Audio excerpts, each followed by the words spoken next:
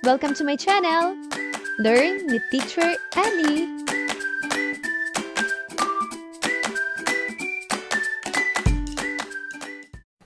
Grade 2, Revised K-12 Curriculum, Quarter 2, Week 1, Day 1, Makabansa. Mga layunin. Pagkatapos ng aralin, ang mga mag-aaral ay inaasahang nakapagbibigay ng halimbawa ng mga kaugalian o tradisyon sa loob ng tahanan at nakapagbabahagi ng sariling karanasan tungkol sa kinagisnang kaugalian o tradisyon sa tahanan. Pagmasdan ang mga larawan sa ibaba at tukuyin ang ipinapakita nito.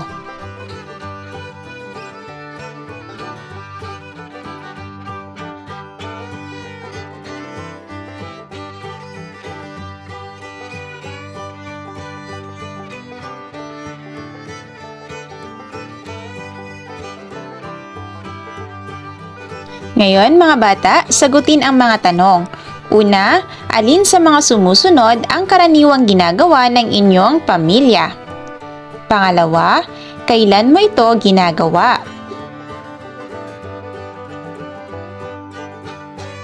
At pangatlo, bakit mahalaga ang ipinakikita sa mga larawan?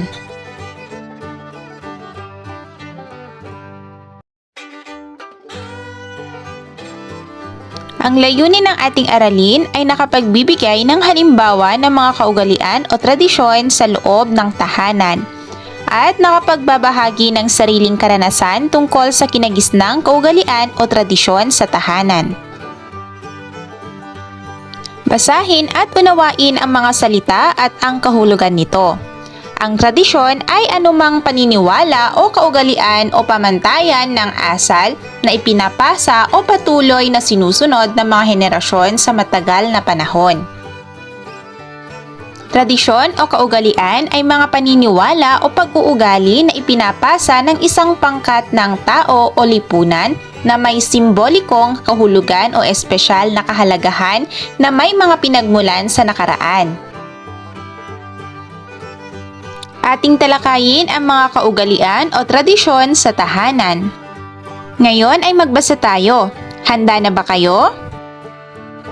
Ang pista kina Lila. Si Lila ay isang batang masayahin na sabik sa pista ng kanilang barangay. Kasama ang kanyang pamilya, sila ay nagsimba upang magpasalamat sa mga biyayang dumating sa kanilang buhay. Dumating din ang lolo at lola ni Lila na may dalang handa. Sinalubong niya at nagmano siya sa kanyang lolo at lola. May dala namang bibingka at suman ang kanyang mga tito at tita na naging tradisyon na sa kanila tuwing may pista. Dumaan ang masiglang parada sa harapan ng kanilang bahay. Pinanood nila ang makukulay na kasuotan ng mga tao sa parada at napaindak sa tugtugin ng banda. May nagbibigay rin ng mga candy kung saan nakikipag-agawan si Lila sa mga bata.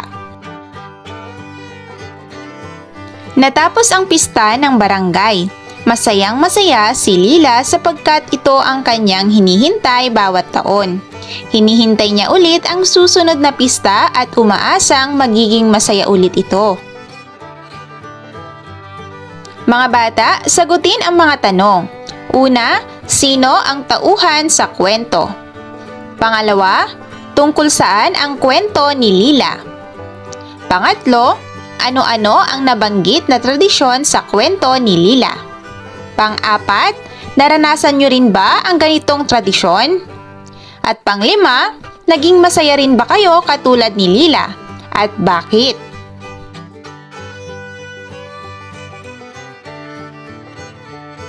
Ang tradisyon o kaugalian ay isang sistema ng mga paniniwala o pag-uugali na ipinasa sa loob ng isang pangkat ng mga tao o lipunan na may simbolikong kahulugan o espesyal na kahalagahan mula sa nakaraan.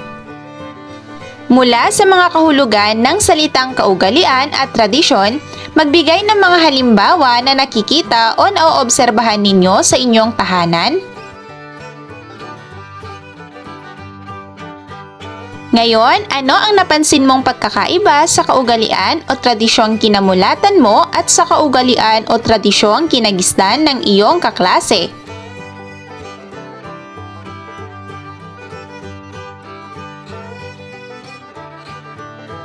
Pagmasdan ang mga larawan sa ibaba at tukuyin ang mga kaugalian o tradisyon. Isulat ang titik ng tamang sagot.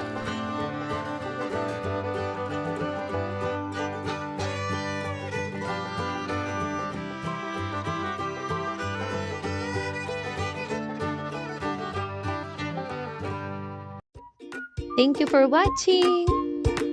Also, don't forget to like, share, subscribe, and click the notification bell for you to be updated on our latest videos.